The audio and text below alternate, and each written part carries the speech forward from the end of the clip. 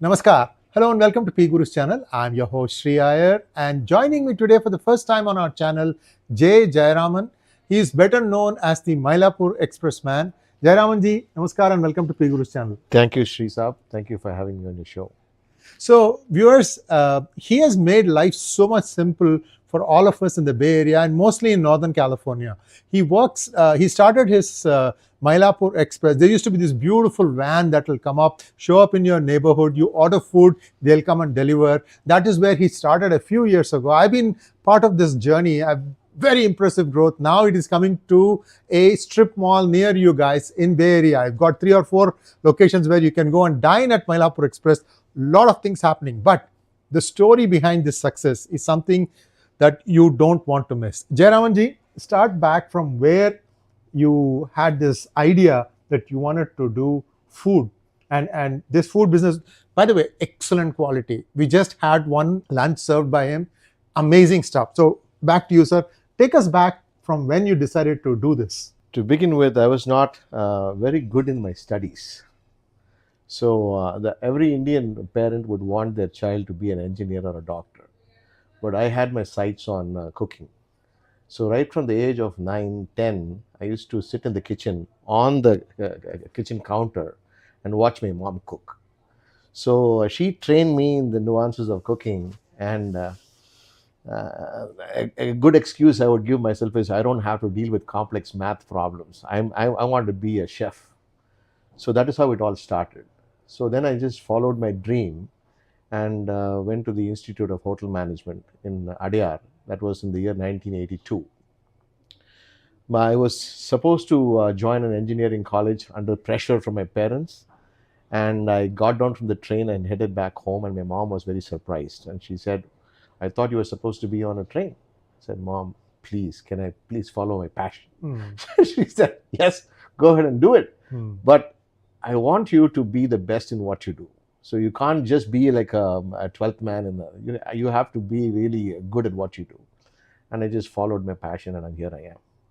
Wonderful, wonderful. So let's now go back a few years. The first time I heard about you was through my good friend Sridhar Chityala ji, who's sitting by my side. He's going to come in just a minute and weigh his experiences also about Sree Jayaraman. Initially, I was just going to get the ball rolling. So I don't remember if you connected with me or Sridhar ji connected you with me. Somewhere it happened, and then I started talking to you. These were the early days when you used to have this Mylapore Express van. Correct. You had to go to an assigned place and you could collect your box from there. So Mylapore Express started out, I think, as a restaurant in Folsom area in Sacramento, right? Yes. So I came to this country in 1997 with dreams of opening a restaurant. But nobody would give you a visa to come here and open up a business. So the easiest way to come to this country was to come as a software engineer. And I knew nothing about software.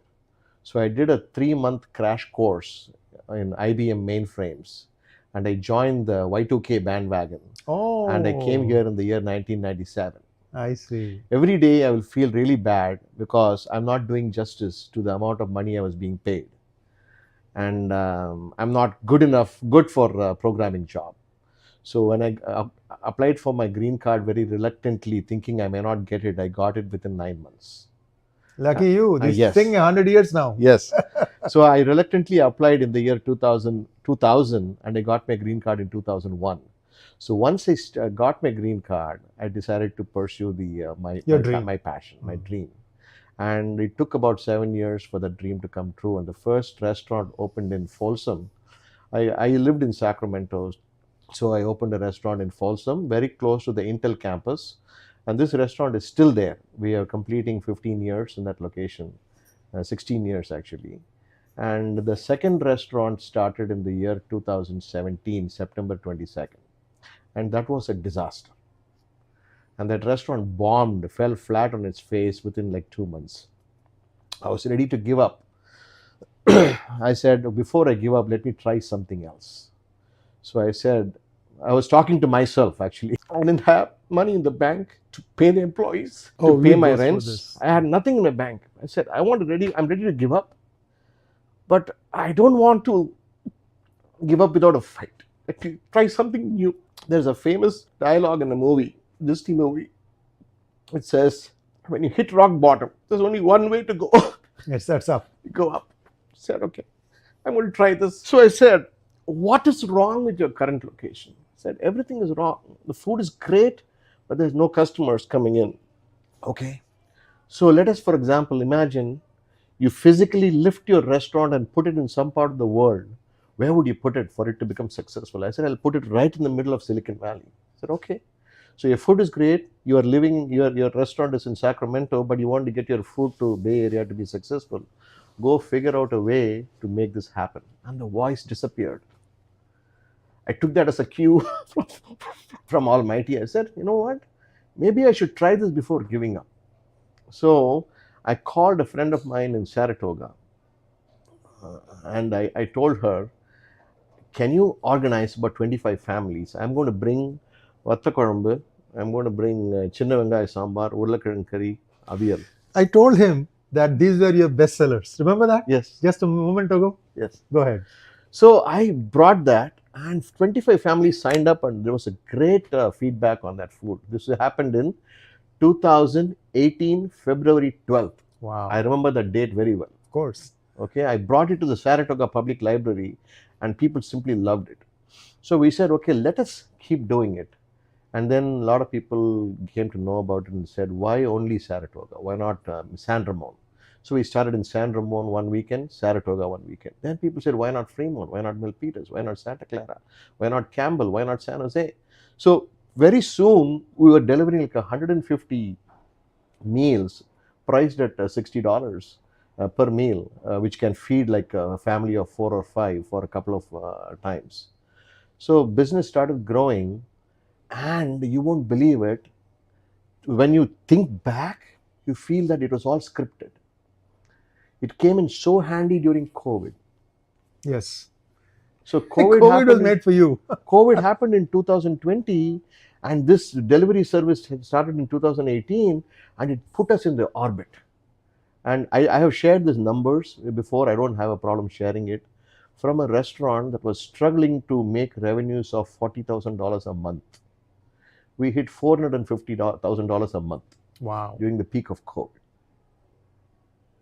And we never looked back after that. So we said the response in the Bay Area has been phenomenal, and we should work on establishing more and more restaurants in the Bay Area. And there is an interesting story on how this whole thing panned out. We started with something called as an Idli Express. So we got the courage to open an Idli Express, and the story behind that is, I was charging my Tesla in the year 2020 in a mall called Palladio Mall. So it takes about 45 minutes to charge a Tesla. So I went into a store called Noah's Bagels. So I said, when I went inside the store, I'm looking at the store. I said, wow, this is a restaurant serving just one product, just bagels. They don't do tacos, they don't do pizzas, they don't do burgers, they only do bagels. It's a one-trick pony, and they are having 555 locations all over the world. So what stops you from offering a particular product of yours and make that as the hero, right? So then I said, okay, dosas are labor intensive. You need to be trained on how to make a dosa. Idlis anybody can make. Why don't we start something called as an Idli Express, which serves varieties of idlis. Regular idli, thatta idli, sambar idli, podi idli, kanjivaram idli, rava idli, ragi idli, you name it. You can have a dozen varieties of idlis, right? So that is how Idli Express was born, with the only thing in mind, it should be less labor intensive and healthy. And COVID put this in a different perspective, because here is a food that is steamed, not fried. Correct. So healthy. Here is a food that is vegetarian, vegan, gluten-free, and has got natural probiotics in it. Yes. It's got every buzzword in the food industry built into it. It's a powerhouse. So Idli Express took off very well. So we now have 4 Idli Express locations in the Bay Area. We have one in Fremont, one in Milpitas, one in San Jose, and one in San Ramon.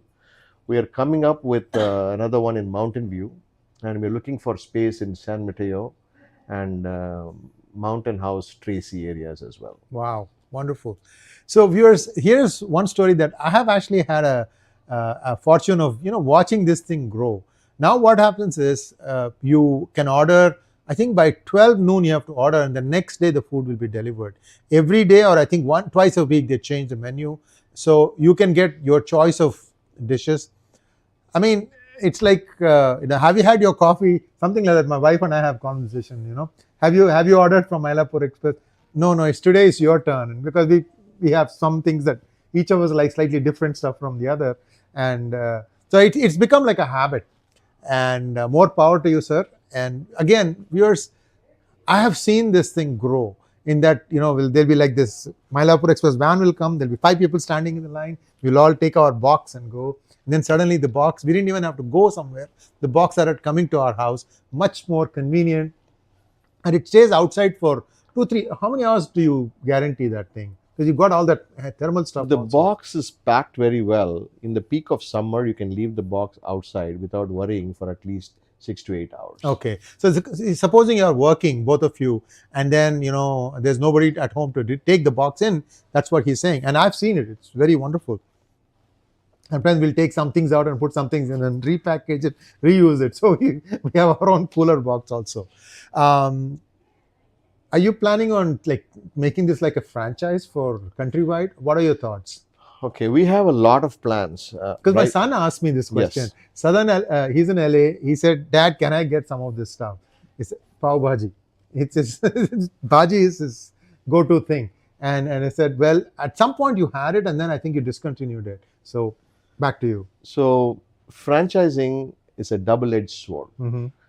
So it is not like franchising a pizza place or a flower shop or a burger store. Indian food itself is very complicated. Yes, it is. Okay, and freshness is what makes people flock back to your store again and again, and quality consciousness to the minutest of all details. So in any business, more so in the Indian food business, you're only as good as what you are today. Yesterday's home run does not count. So you have to be drilled and clued into every single product and make sure that everything is fresh. So franchising is a little difficult in this. It's not like a Taco Bell or a Jack in the Box where you can franchise. But without franchising, you cannot grow too. Yes. How many stores can you manage by yourself? So we are working on a plan. So we are going to take the Chick-fil-A model. Mm-hmm. In the Chick-fil-A model, you can be a franchise owner, but you got to do that full time. You cannot work somewhere else and be an owner of Chick-fil-A. Mm. So that way you are married to that location and profession. I see. So if that can happen, we don't see any reason why we cannot franchise. Wonderful, wonderful. So all the best to you, Jayaraman ji. And I'm going to have a surprise visitor now, or surprise guest, who's going to be asking the next set of questions and his observations about this. And he's someone that is known to all of you guys. And it is my good friend, Sridhar Chityala ji. Now, what I'm going to do is I'm going to fade out of the frame. He will take my position and he's going to talk a little bit about his experiences, his friendship with Jay Jayaraman that goes back a long way. So over to you, Sridhar ji. Namaskar and wonderful to see you. Wonderful to see you again after a gap of almost like 12 to 14 years. Yeah, wonderful to see Jay. And I mean, we have known, he's part of our family and is known to a number of members of our family, is very closely connected with my brother-in-law and my father-in-law, late father-in-law, and so on.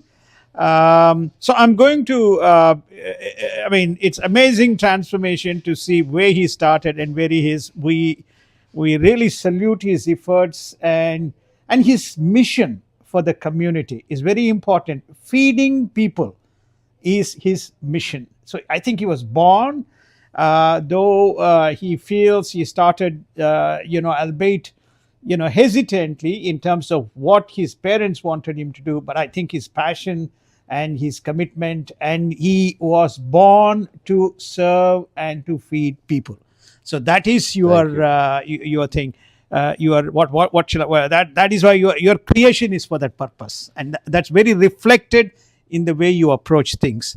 So what I would like to ask is, what differentiates and what is the essence of thinking behind the cooking, because it is so important, because not everybody can cook in a mass manner and consistently deliver a quality product. What is it that is behind the recipe for your success? To put it in a nutshell, keep it simple. These three words are very powerful words. Yeah. Most people try to complicate the restaurant business. If you can keep your menu very small and concise and make sure every product of yours is made fresh every single day, then there is no reason a business would fail. So the a very good example is In-N-Out Burger. They only have like 3 dishes on the menu: burgers, fries, and shakes. But when you look at an average Indian restaurant, the menu runs into like 5 to 6 pages. And it's very confusing because they are trying to feed or cater to every audience. So they want to have charts in it, they want to have South Indian appetizers, they want to have Indo-Chinese, they want to have North Indian food, they want to have pav bhaji and vada pav, and the whole thing is a hodgepodge. When you offer like 75 to 100 dishes on the menu, how can you guarantee quality? So most of us, like I said before in many interviews, we crave for nothing exotic. We crave for something very simple. So if you can keep your food fresh and keep your offerings very simple and make sure you focus on quality day in and day out, you will be successful. Great, great. On the days that I used to watch regularly on Facebook, the various facets and various techniques behind the cooking, there was always a music, our dharmic music being played behind, and you enjoying your cooking and the narrative that goes behind it.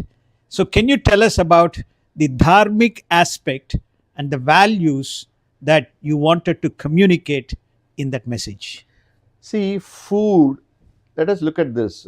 Whenever we eat prasadam in a temple, how amazing does it taste? Yeah. It is made with a certain focus in mind, right? Where you focus on certain things, and it's a divine atmosphere, and you cook it for a special purpose, and you don't even have to check the salt or the spice level. It all turns out fantastic.